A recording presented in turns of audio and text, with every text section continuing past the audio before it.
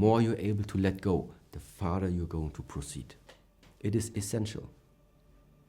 The more your willingness and your ability to let go, the more changes are gonna come.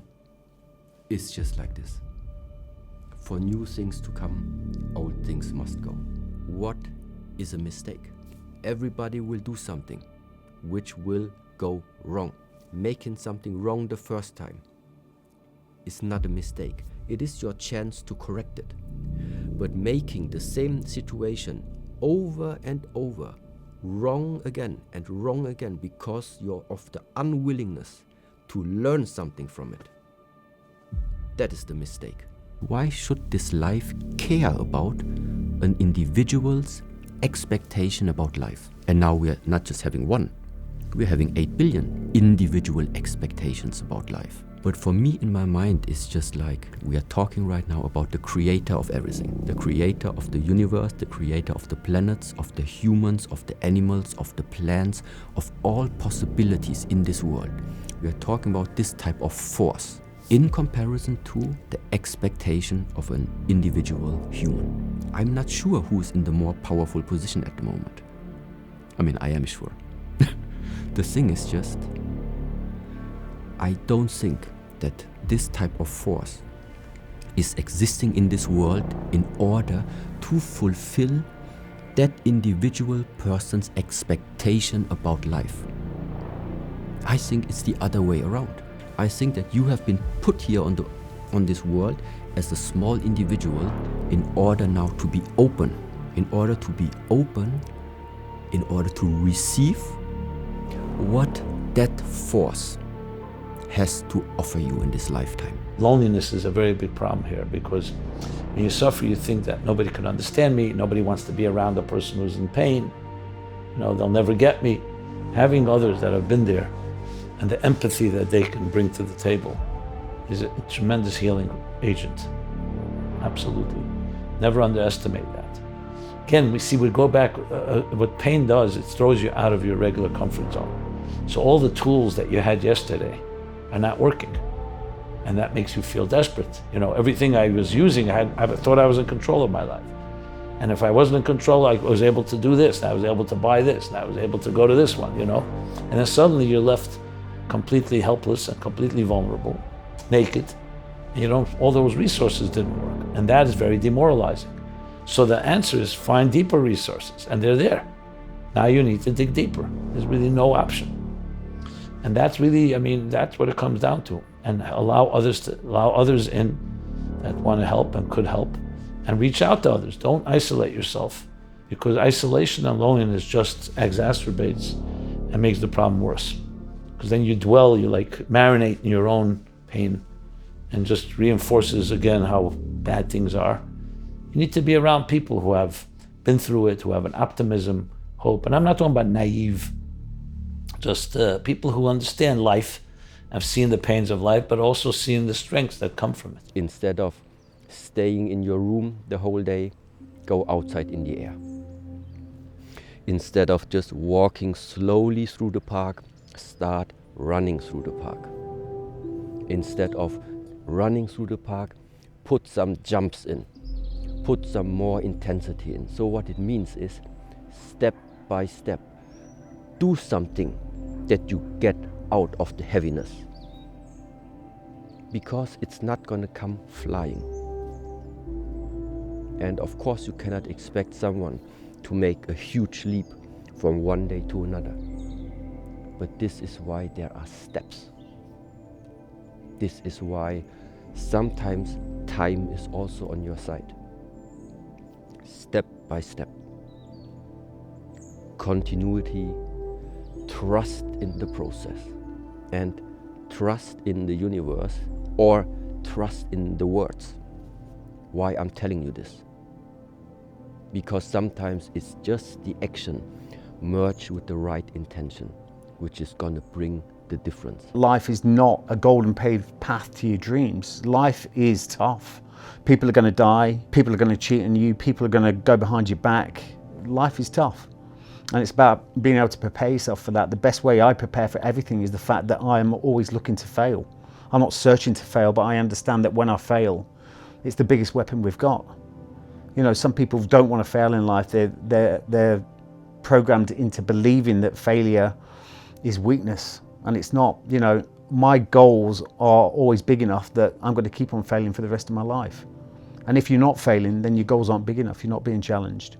But that is exactly why, or how you build resilience, through failure. There's people who are sheepdogs and there's people who are wolves. What's the characteristics that separate them? I think the wolves are the ones that will do things when they need to be done without orders, off their own back, and with total aggression and commitment. And the sheepdogs will do it if they have to, but won't do it unless the shepherd tells them to do it. I believe that you can choose your destiny, you can choose your targets, you can choose everything in your life, but there is a few rules. To be honest, to be heartful, especially to keep calm your mind in all the situations, to be in a one with the life, to achieve these goals easily, clearly, with a clear mind. Be loyal to your way, be honest to yourself especially. Then you can be honest to the world and do the things with the courage, not with the fear. People are happy with, I guess you could say, the mundaneness. Like the average, okay, I wanted to be the boss of whatever. I'm here, I'm finally here. And I think some people draw the line like, okay, I'm good, I'm done. No, dude, there's so much more. It doesn't have to be in the same area, it could be in something else. It could be growth in our family, it could be growth in ourselves, it could be growth in the community. There's always something more. Like I believe there's always a next mountain. I think a lot of people just get to a point and they put up a white flag. And you know, like, I'm done, I'm staying right here. And I really believe that lack of adventure, that lack of drive tears them apart. If you are what you do and what you do is lost, who are you? That is a tough, can be painful question to answer if we're gonna be truthful with ourselves. A lot of guys, especially in the military, law enforcement, firefighters, doctors, lawyers, you know, those prestigious positions, whatever. I attended this college, right? I mean, great, that's awesome, great accomplishment, but that shouldn't be how you look at yourself. I remember having conversations with people and like, okay, who had the most kills, or, you know, who did cooler stuff, or all the things, and it's like, dude, we're missing it. We are so missing it. You want to achieve something serious, you need to be serious. You can't achieve something seriously impactful if you're joking around and if you're losing your focus all the time and if nothing is important in a way to you. So that means setting priorities, knowing when is the time to invest the energy, when it is the time to release energy, when is it good now to recover, when are you really feeling this is now starting to be the limit. These are all very, very fine aspects that only you know. What does it mean to be a man? To be a full conscious human, to know about your strengths, about your weaknesses, accept that, but still work on your strengths, work on your challenges, take responsibility about yourself. Then you can take a responsibility about others, your family, your kids, because this is the way. This is the way of the warrior. Luck wanted me to be in a specific place, and I think a lot of people misunderstand that. If you really look at life as all about you, you're going to have to battle through life to get to where you want to be. If you look at life as part of you and that you have a role in life for you and for others, life will tap you on the back and push you forward. When you're stupid and you want to take different directions, life will even participate by giving you someone that says, no, you're not listening. And I really think that anyone who sees it any other way is arrogant, because I know so many people who have succeeded in life. And I'll tell you, hands down, they were handed over opportunities and they spotted them and acted upon them. Nobody creates it from A to Z at all. To be this commando, to be this force, you have to have discipline. You have to have extreme discipline when nobody else is looking. To sharpen yourself, to will your mind and body into this instrument of war. Discipline. We are the slave of this body and mind, you know. No matter whoever doing whatever we do, of course we say because, we say many, why are you doing all this? You say because, but you have many because, but the final reason because of your body or because of your mind. You want to feel something nice in your body, you want to feel bliss body, you want happy mind, you know. Somebody who fly in aeroplane, or somebody play football, somebody make a boxing, somebody fighting, or somebody helping, is different path, different method, but the end, everybody want feel good themselves, you know. It's really a very interesting perception that we count life in years. How stupid is that? You count life in living. Life is worth it when you've lived it. And you may have lived it in 10 years, or in 20, or in 50, or in 70, or you may live to be 105 and suffered every single day of them. Which is a better life? It's good to dream sometime. It's good to dream sometime, but dream is not to give you a final answer. We need to wake up, not to just dreaming, not only chasing something outside of ourselves. Whenever we chasing the happiness outside of ourselves, it's good. This make you also happy, of course, good. But this kind of happiness is just temporarily. If you want to find some kind of happiness forever, you need to find happiness in you. Leave school, get grades, go to college, get A-levels, study, go to university, get that 9-to-5 job, earn a load of cash, save up for your retirement, retire. You've got to be able to pull away from that and try and understand why everyone's doing that, and everyone's doing it just because everyone else is doing it, and that's not a reason to be doing stuff. So you've got to say, well, what do I want in life? What do I want to do? For me, the military gave me a lot of those answers because it was something completely different. And I think even just going to war or going to battle or being involved in combat, you grow up in a different way and you get to see the world in a different way. Happiness in this world is just the knowledge, nothing more. And therefore, I always say, you come in this world, they have one rule, never stop to learning. Maybe you go to die tomorrow, still you need to learn in today, I say, Therefore, training is to give a better body, learning is to give a better mind. Death is one of the greatest master, one of the greatest teacher, but he only come once. Death is the beyond religion, beyond culture, beyond philosophy, beyond good people or bad people. Death is coming everybody. Therefore, you have three possibilities to die. One is you possible die with happily. Two, you possible die without fear.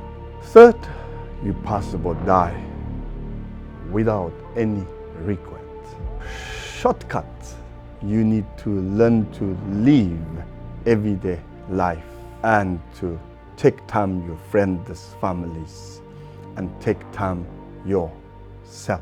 And then maybe least you don't have a death with a great regret. That is a minimum death. Motivation comes and goes. It's not always going to be there. When you're tired, when you're fatigued, sometimes you're just not motivated. But I think it's important that you stay disciplined.